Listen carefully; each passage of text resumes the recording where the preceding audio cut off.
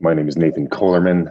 Just got done with the Resilience Minds podcast with Eric Balance, and we talked about leadership, our roles to play, what is required in order for us to leave a legacy. And that feels good. And how to play. Hey everybody, it's Eric Balance coming to you with the Resilient Minds podcast, where I feature beautiful entrepreneurs, thought leaders, and experts in their field, where they help us discover their X factor, their experience of life, only to discover how they were able to accomplish and find out their Y factor, their big why, their purpose in life.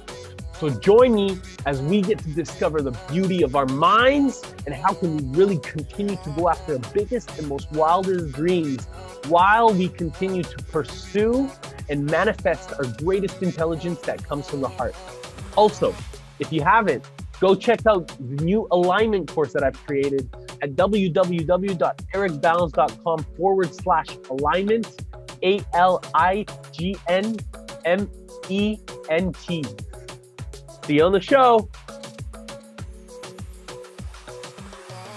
Welcome everyone to the Resilient Minds podcast. I'm super excited and grateful to welcome a new dear friend, Nathan Kohlerman. Thank you for coming to the show, my friend. Absolutely, brother. Thank you for having me. So honored. Bro, it's grateful to meet you. You know, I know that you're doing a lot of things around the world. Where are you living right now? I'm in Phoenix, Arizona. Beautiful. And do you mind sharing just like, what is your amazing superpower and what you're creating right now in the beautiful?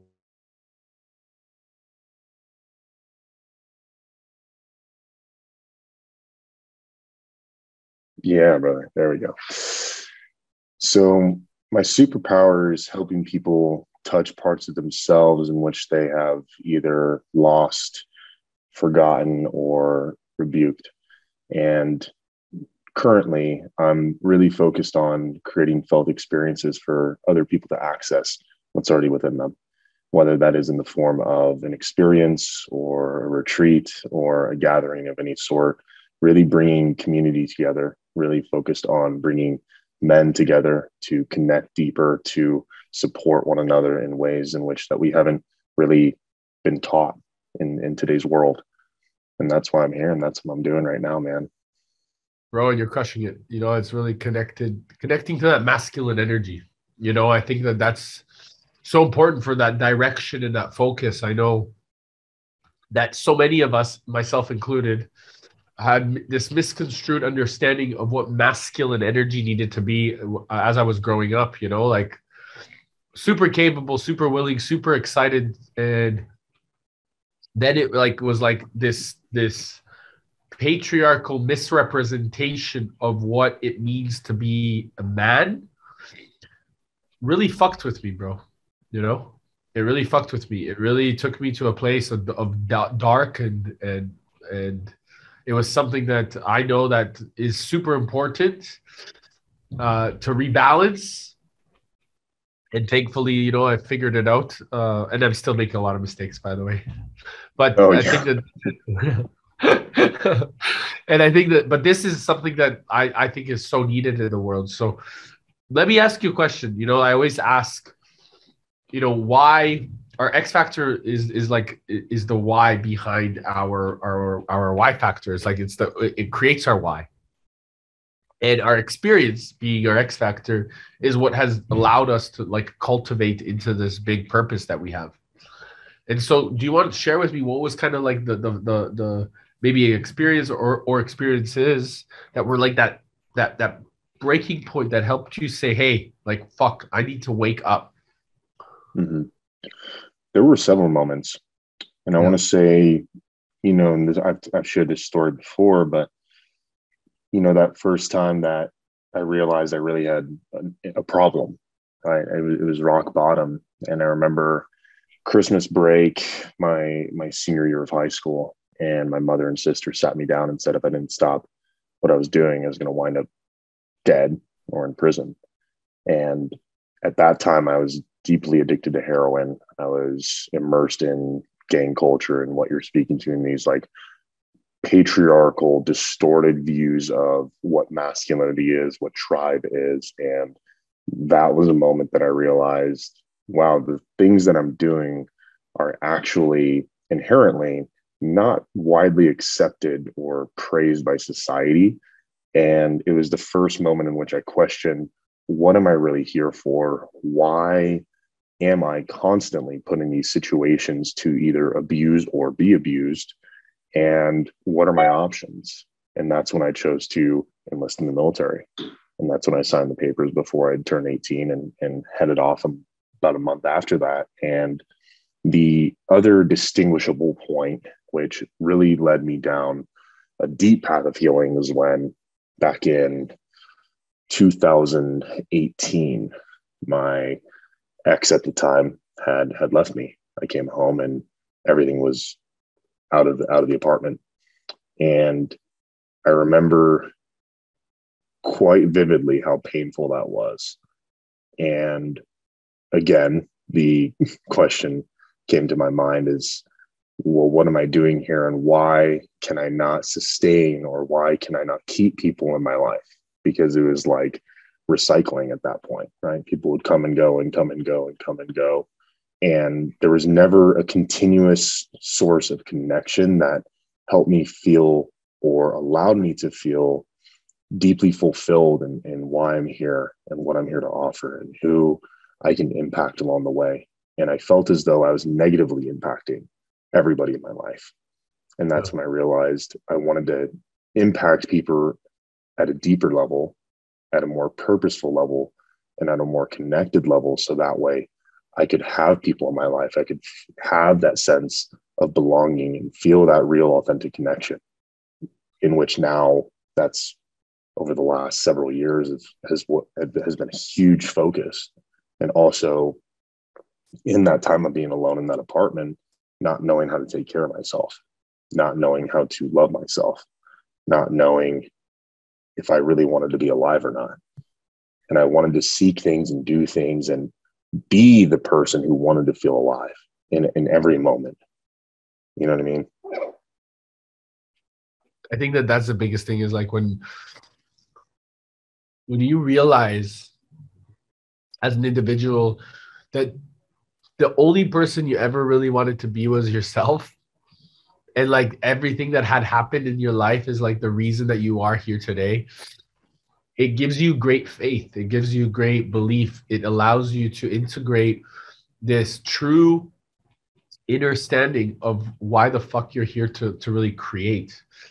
And I believe as creators, we have to go through those deep moments of hell in our life, because otherwise we again, this is just from my own experience, doesn't mean that it's correct, but based off of my own experience, same thing. You know, I was a drug addict, crack, cocaine, and that level of like rock bottom now allows me to have so much more compassion, but also tremendous strength in the ability to, when I'm challenged, to say, hey, no, this is not correct, or you're projecting, or no, this is really deep in my heart, like please back off, or whatever the case is.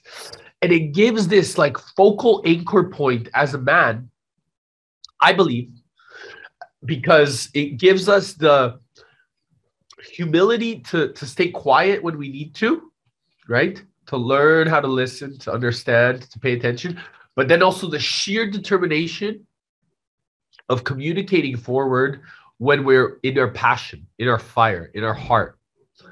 And I believe for myself that this was the experience that going through these rock bottom moments in our lives has allowed us to cultivate a new level of paradigm, a new level of wisdom, that we can then therefore listen to each other and truly fucking see and pay attention to spirit speaking through you as you, and vice versa, because we get to now see each other as mirrors. Absolutely. And even to what you're speaking, I totally, number one, agree, and also relate in a really profound way.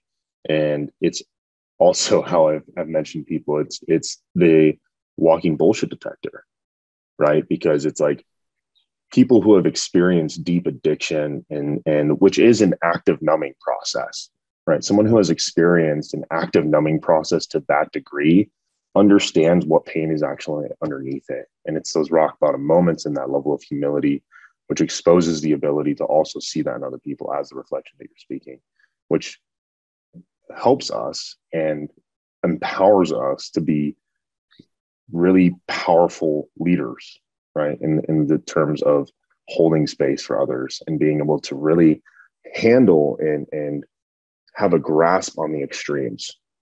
And I don't know if you've experienced this, but people who come into my field, right, are the ones who are willing to go to those extremes, right?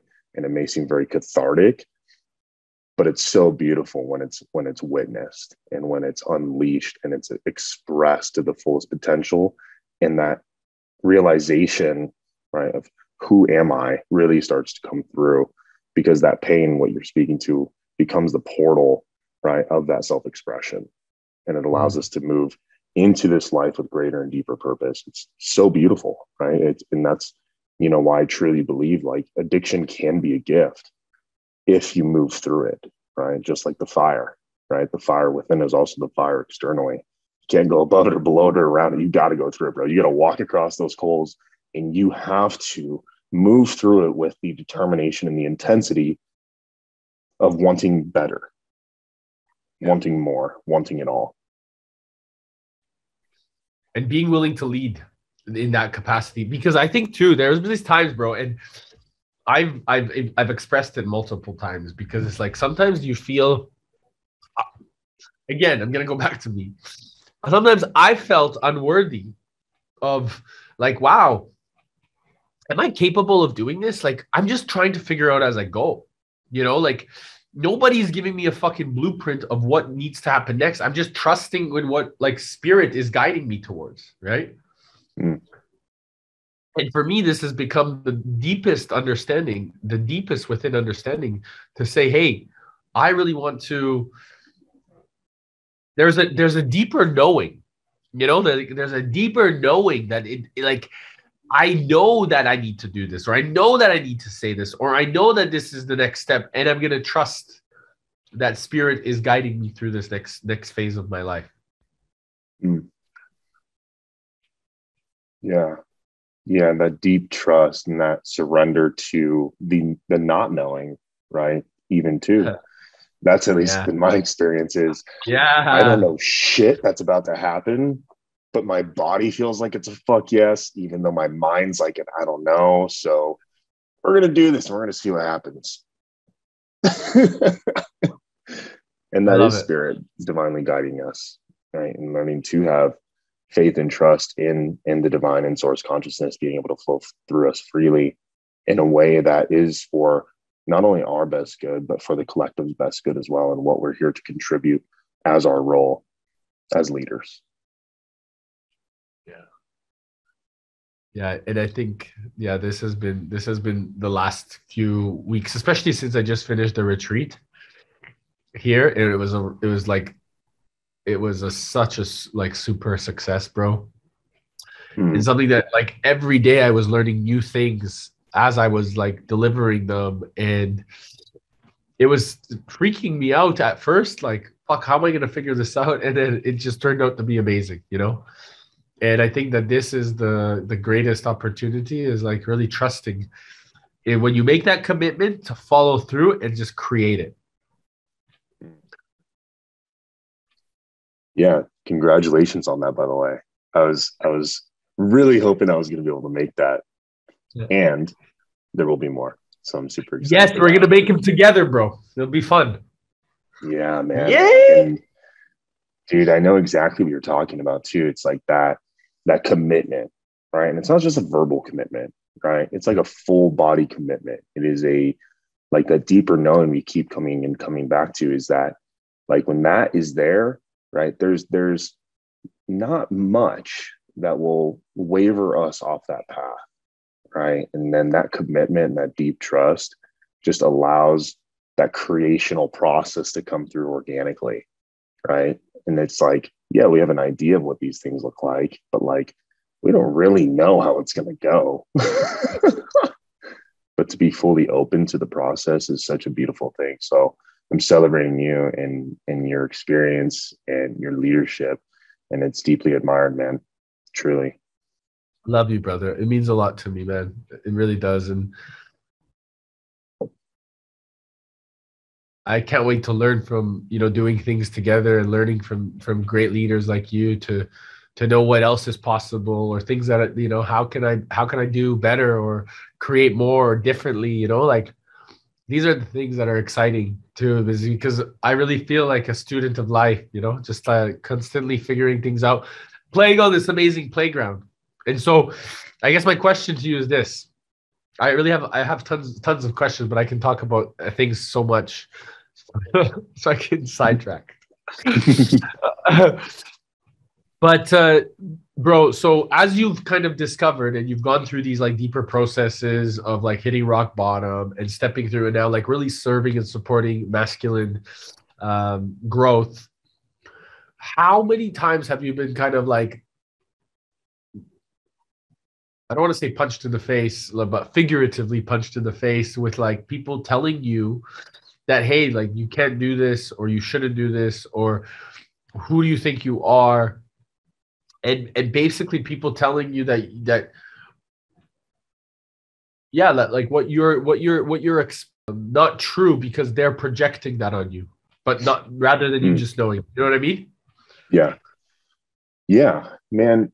I have been confronted with this several times. And I remember the first time it actually happened, because I started, the quote unquote healing work and somatic work in the form of movement. And, having a background in biomechanics and having a background in physiology and, neurophysiology and understanding, right, the human locomotion system and how we did learn and develop and move as children, and where along the way we became lost. And I remember a physical therapist reaching out to me on Facebook Messenger, of all things, saying, you're not a doctor. You shouldn't be saying that you're doing rehabilitation techniques and this, that, and the third. And I was like, what the fuck? I was like, this is, number one, it's so random. But number two, I, for the first time, had like started doubting myself and questioning, like, well, am I not supposed to be doing this when I actually have the tools that can help people? Right. I was like, and then the process that followed after that was how dogmatic and how kind of fucked up it was, really, to have that level of insecurity, to question myself and the capacity that I had to serve, knowing I was helping people, but still feeling like it wasn't enough. And, even now, we live in a society where these degrees and these, right, acronyms at the end of people's names is kind of like the gold standard, right? And I don't necessarily agree. I feel as though, right, we all innately have the ability to heal within us. Exactly. So to feel or to think that we cannot guide others in some processes that allow them to unlock that from within, to me, it doesn't quite make sense. And of course, there are specific parameters, which, yeah, if you're a doctor, you probably shouldn't be poking people with needles. You probably shouldn't be, right, doing some of these things. But again, that's still up for question, because there are certain traditions and certain cultures that, right, use needles without a license, right? You have tattoo artists who use, right, needle and hammer, right? It's not like they need a license. They are specifically trained by people who are very wise and impart these skills upon those, right? There's no certification or degree for the Temescal to, right, host lodge, right? Even though that could also be a very, quote unquote, dangerous situation due to extreme heat circumstances. So I've always been at question with the actual structure that we're given. Is it truly effective? And does it actually facilitate enough spaces for others to heal or to discover their own healing? And I feel like that's been a huge part of the process. Is you can't do this because you're not a therapist or not a psychologist or not a licensed in X, Y, and Z. So I started asking the questions, well, what's the loophole? And there always is. And there always Yep. is in terms of legalities. But that's what I've always been confronted with, was society's expectation and the dogmatic judgment that comes down because of a lack of education or lack of certification.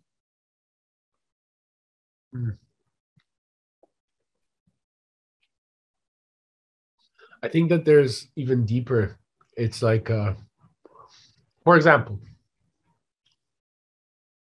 I never understood money.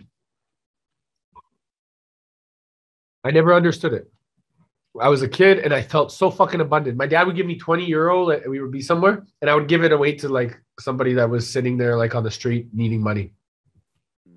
Because I felt abundant. It comes from a place of loving, of true family, of seeing each other as equal. Knowing that we all have different roles and experiences to life. And this societal term of creating greed and money and power has been so focused on this disparity that's created so much based off of war and struggle, propaganda. And it's something that I believe is about to come to its fucking knees. Absolutely. And it's so, I'm actually really excited about it because I also believe in the creation of real abundance, of bringing, the kingdom of heaven to earth. Mm. Like bringing fucking all of us as angels, as tradition, like really, really, really grounding heaven in the planet and understanding that we are here to bring life's balance, which is healing the water. Mm-hmm. Amplifying the sanctuary within ourselves to ultimately understand that heaven is right fucking here. This is real abundance, and I always felt that inside. And discovering how important that the stories we've been told ourselves by the system has been to limit our ability to really understand who the fuck we really are. These Walt Disney movies, they've allowed children to believe in themselves. And this is what kept me going, like in so many different capacities, is remembering these triggers, these seeds that were planted when I was a little boy. Because I'm still a little boy. And so how can this system that is coming to its knees, because I believe it's happening sooner rather than later, really soon. Mm-hmm. How do you feel as men and wisdom for our future generations? Because we're here to be responsible for the next generation. You have beautiful children. You have a third one on the way. And I really feel like the only thing that I want to do is how can I leave any relationship or the world better than when I found it? So what conversations do we need to have with our brothers and our sisters to help them see that heaven is for real and it's happening right in front of your open fucking eyes? Mm-hmm. Yeah, man. And this is actually something I was recently discussing as I'm preparing to actually talk about this exact same subject for a TED Talk. And yeah, man. And it's a conversation on sovereign leadership, autonomous from the system, and this downfall that we're speaking of. It's right in front of us. It's just hidden behind the media, right? Yeah. And anyone who can see past that can also see that what I spoke to in this speech I'm preparing is that it requires integrity to leave a legacy, right? To leave every relationship and everything in which we once found in a better place, and to set up future generations for success, and not the success that society or the structure determines, but the success of our overall well-being and the ability to interrelate and co-regulate with the communities that are contributing to the cause. And if we are not taking radical fucking ownership over our part to play, right, in what we see with the oceans, what we see in society, what we see in spiritual capitalism, what we see in medicinal capitalism, plant medicine capitalism, we see that we are quite literally performing debauchery in all these places, in all these different spaces. And it's taking away from what nature has to offer, what true nature has to offer. And we are now creating these augmented realities to compensate for our lack of responsibility. It takes radical fucking ownership. And in order for us, right, to rise as leaders, right, and anyone listening to this is a leader, it requires us to own our shit. Own our shit first, take responsibility, and then not just lead by example, but set the standard along the way. Defy the odds. All odds. Defy all fucking odds. Yeah, bro. This is music to my ears because I really feel the same way. And you know, it's like these rules that are set, right? Around COVID or all these bullshit, like, you know, fears that are propaganda that has been continued to, you know, manipulate fear in the micro and macrocosms of our planet, and discovering how much fear there still is based off of a like it blows my fucking mind, bro, how much fear people have of life. They fear death so much that they forget to live life. They're focused more on focusing on the experience of life and the support that they can have to create fucking life. This to me blows my fucking mind. Why so many individuals are focused on feeling like they have to die in order to live? Why don't they remember what life fucking is? Why don't they remember what it means to like look at a child in the eye and see their like kindness, their sweetness, their innocence, and remember that that's them inside, that's who they are. It doesn't make sense. It doesn't make sense to me. Yeah. Bro, your passion and your hope for humanity is deep. I can sense that so deeply right now. Like I feel that because I've asked myself the same questions, and at least in my experience, and to stand in the embodiment of knowing rather than always seeking to understand. I've had to come to realize that that's all they know right now. And that's still okay. And that's their path, not to bypass that in any way. And I can still use my voice to impact those who are listening, right? Because even though there's so much fear in the world, right? What that tells me is that people are watching, people are listening, people are searching for a feeling that seeks completion. Yeah. And that gives me a greater knowing and a greater hope for humanity, knowing that people are still searching. People are still, maybe turning on the TV and watching the news, but at least they're getting out of bed. Mm-hmm. Maybe. They're still going to work. They're still playing the game, which gives me greater hope, knowing that they're still taking their steps. And it's only time until they step upon our porch and they come knocking at the door and say, I need help. I want help. What is my part to play? How do I support? What can I contribute? And what is the difference we're all here to make? And I feel like the more that message is more open and receptive to receive is when we're going to start seeing that cataclysmic change and the downfall comes. And then the echoes of the buildings and the structures that are lit on fire will be heard. It will be seen. And rather than people looking at these buildings on fire with fear, they're going to see hope. I feel like it's going to be a much different experience than what we have ever seen in history. I agree. I'm excited. Yeah. This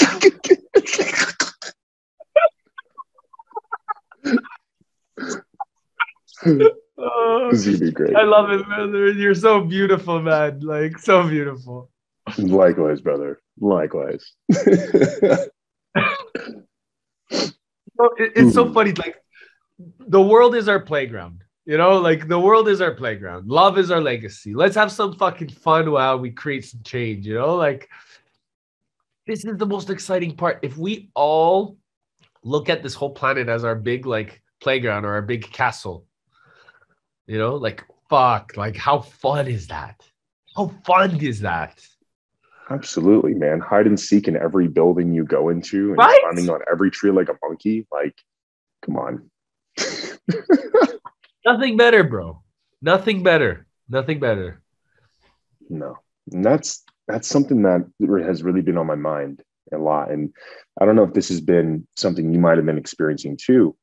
And I think this is why I've been more called to serve in spaces of leadership rather than quote unquote healing, because there's almost this calling that I'm feeling right now, specifically in my life. And what we're speaking to is more play, more rest, more joy, more enjoyment, right? Cultivating and integrating all of these lessons, right? All these healing lessons as the opportunities to bring greater joy and happiness and play into our lives, to come really back into nature, to come back into our God self, our child self, our father and mother self that fully integrate and allow us to really see the world as our playground, right? That's for me personally, just what I've been stepping more into, because anytime that I'm like focused on the work, right, there's just this density right now.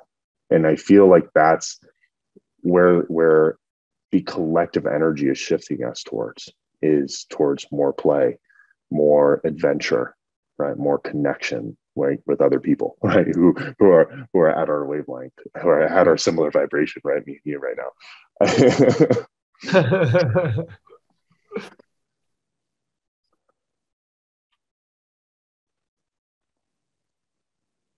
Yeah, it's gonna be good. It's gonna be really good. I'm excited. I'm excited for what's to come. Yeah, dude. I think the wavelength and the vibration that you're speaking of is something that allows safety too for females, for example, right? Like the feminine force, the feminine energy, this understanding of brothers, right? Like even being able to laugh and then like pause and just be present, you know, like, and then be able to like just be there like for each other, you know. This is not normal when I was growing up. Like it would be awkward. Mm-hmm. You know, and allowing this like state of grace to come through us and just be paused in the moment and like say, hey, like I see you, I understand you, thank you. You know, like wow, you know, you're like such a beautiful mirror. And then allowing also like this like creation of trusting in our like most beautiful, beloved, like feminine energies that they come through us. Like, you know, like I love beauty. You know, like I love beautiful, gorgeous, beautiful experiences, but I'm so in love with beautiful women. Like I love it. But what's even more beautiful is when you find a beautiful woman that has beautiful energy and we can hold them and caress them and love them and be so sweet to them. Right? Like to me, I think that this is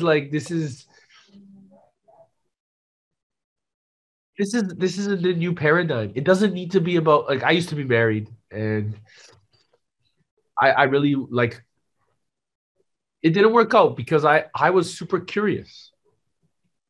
I was super curious about, you know, the world. I was super curious about what else is out there in the world, like in regards to my passion, my purpose.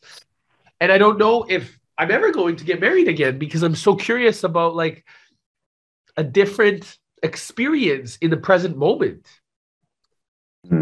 You know what I mean? And it doesn't need to mean that, I sleep with 1,000 women. It means that I can be present to each one specifically in that moment based off of the experience that we're having and the way that we get to play and enjoy. And it's so fucking fascinating to me because this is like a whole new level of consciousness and sexuality that is unfolding to understanding, hey, like we get to be the sovereign individual as a man or a woman. The sacred feminine and sacred masculine is within us, and together inside of us, we develop the sacred union that we can actually show up full to every relationship and make a decision if we want to be in that present moment sexually, consciously, emotionally, romantically, whatever. And this, I believe, is what allows us the freedom necessary to really allow ourselves to live the life that we want to live. I think it's the most beautiful thing. It's like, to me, it's like a fairy tale. Mm. And I also know that there's deeper connection that you develop the more that you spend time with one person. However, what if, and this is a question I would love to ask you because you know better, is what if those relationships were like regularly around you, you had these types of relationships regularly around you that were so cultivated and so meaningful that it almost felt like you've built this deep connection with just like the one person, but with multiple people. I'm curious. Mm-hmm. Yeah. And I personally have never really experienced that to where it's always been present, right? Which is, when you speak to curiosity, me very much like you, right? Again, beautiful mirror. Thank you. I was married at a young age too. And I was curious to what else was out there and who I was. And there was a lot of ego to it, of course, just as anything is, because it's always there.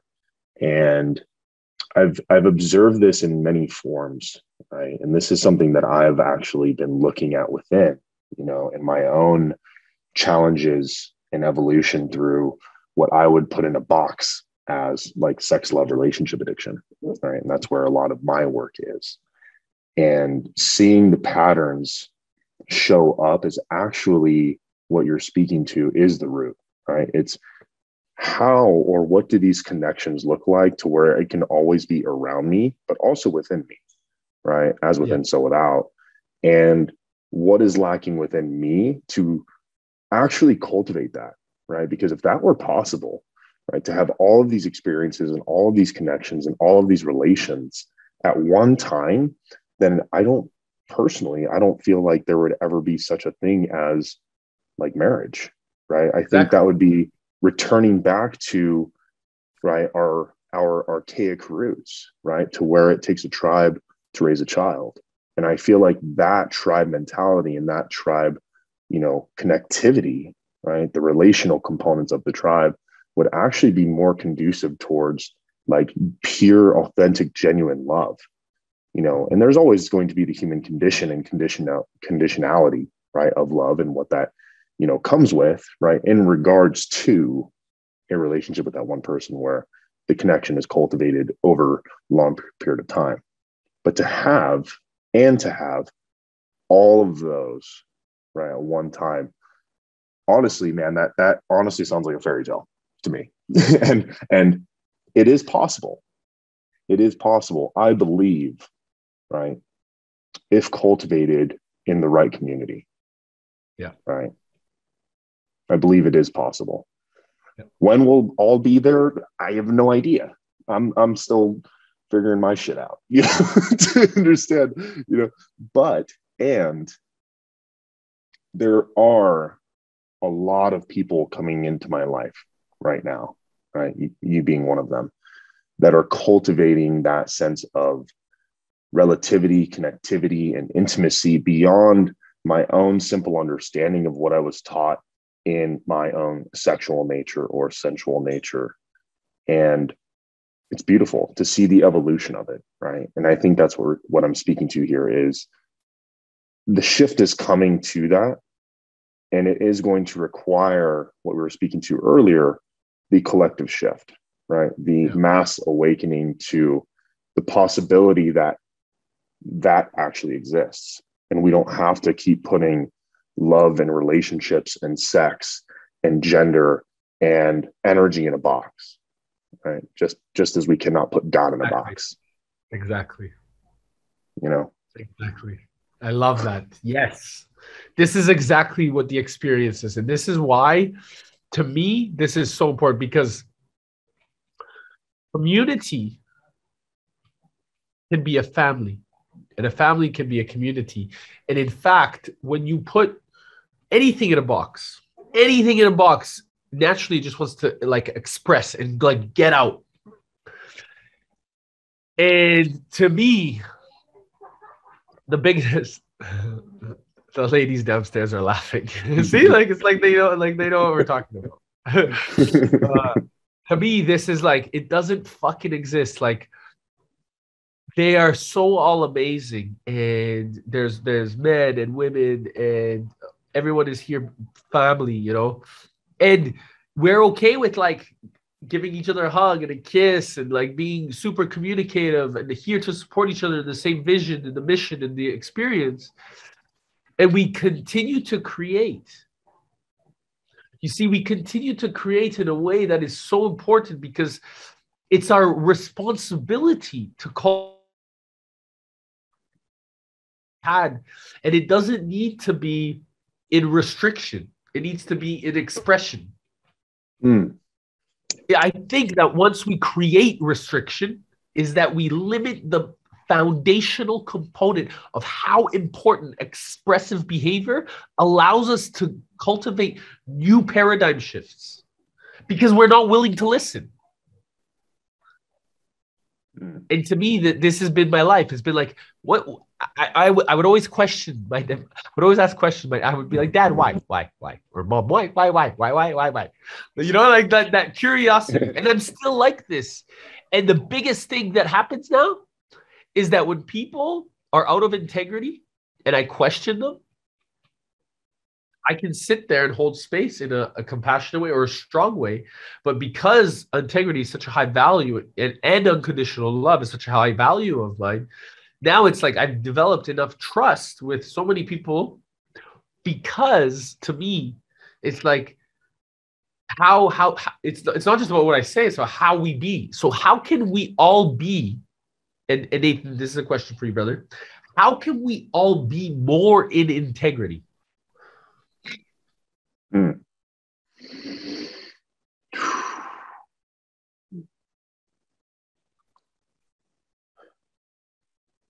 It requires us to acknowledge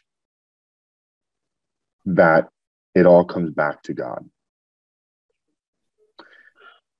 I believe that is what is required. And that sounds like a very esoteric, right, etheric thing to say. And it's also quite simple. That no matter what belief anyone holds, when everything comes back to God, universe, source, spirit, the name of 1,000 names, we remember that it's not just about us. It's much greater, and the things happening in the world and the things to happen in the world are going to require a deep faith that something, someone, a higher energy source or power already has a plan. And we simply need to submit and acknowledge our role. And that takes a level of acknowledgement and radical fucking ownership.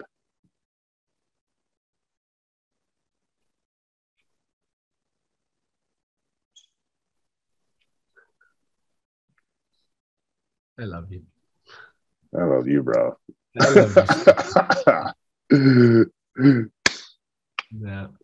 You're so beautiful, brother. This is so exciting. I'm so grateful. You're such a brother in arms, you know, like brother with heart.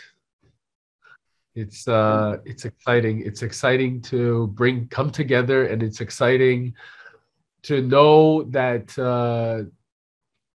for so long, bro, I felt like I was alone, in this Dude, like I know. ah. Fuck. Fuck, I know. Oh, Yeah. yeah, likewise, brother. I mean, it's it's that brotherly, right? It's that battlehood, right? Yeah. I just started using that, right? Instead of brotherhood, it's like battlehood, right? It's like assimilating the brothers who are literally going to go to battle. Yeah. And it's like you go to battle alone, like you're fucked. And we can't do that anymore. I mean, we can, but we're going to learn the same. We do it with love and compassion and sweetness and integrity, but still that fucking fire of strength. Yeah. Exactly. Absolutely. Bro, it's such a breath of fresh air to know that we're so close now. I feel like I've known you forever, bro. Many lives. This is another chapter. I'm so looking forward to whatever comes. I'm fucking ready for it. I'm here for it. Yeah, dude. We need to get you and the Sacred Sons over here, bro. Like we need to create some magic all together.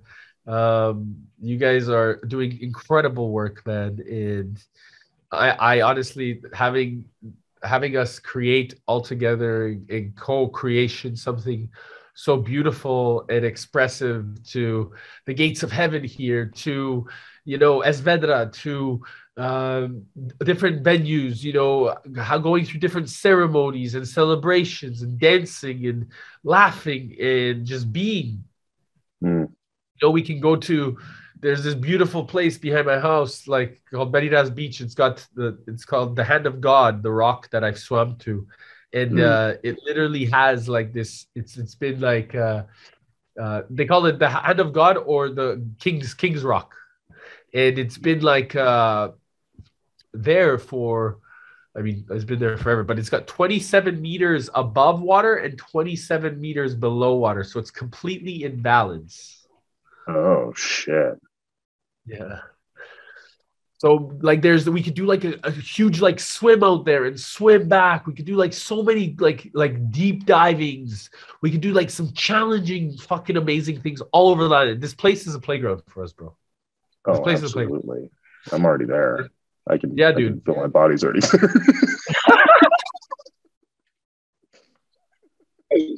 there. And we live for this stuff. We want to like fucking challenge ourselves, go horseback riding, do cool things, like let's really bring, heaven to earth here, bro. And let's make it happen. Let's do it together. Let's create. I'm really excited. And I know we'll talk more offline, but bro, you're always welcome here. You always have a home here. You always have a place to stay. Like I honestly admire, love, and really respect the work that you've been doing, because I know that the depths of the work I've been on, and I know that it's important. It's so fucking important. And for not just for us, but to hold for our future generations, for our children, our children's children, to change the new levels of the game. And so I just want to just let you know that. And last but not least, before we finish off, because I know the time is cutting short, if anybody, first of all, needs to get a hold of you or find out more of what you're up to, where's the best place they can connect with you? Yeah. Thank you, brother. They can connect with me pretty much any social channel at Nathan Kohlerman. I mean, if you have social media, just search my name. I'm probably on one of those. And my website's getting redone. Should be done by the end of the month. Brand new design, new offerings, and that'll be newintention.com. It's NEU intention.com. Beautiful. And last question, if you had 3 days left to live, what would you do?